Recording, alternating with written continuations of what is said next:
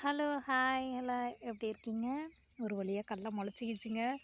சாமி கும்பிட்டுக்கிட்டே இருந்தேன். கொஞ்சம் பரவாயில்ல தான் முளைச்சிருக்கு. பரவாயில்ல, எதையாவது முளைச்சிருக்கேன்னு சந்தோஷம்தான். மயில் பாருங்கள், கூட்டம் கூட்டமாக போகிறாங்க. முருகா முருகா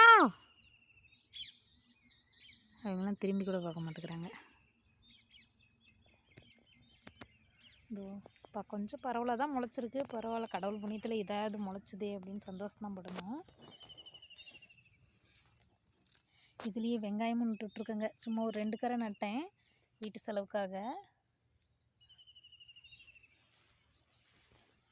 ஓகே, எப்படியும் கொஞ்சம் பரவலாக முளைச்சிருக்கு.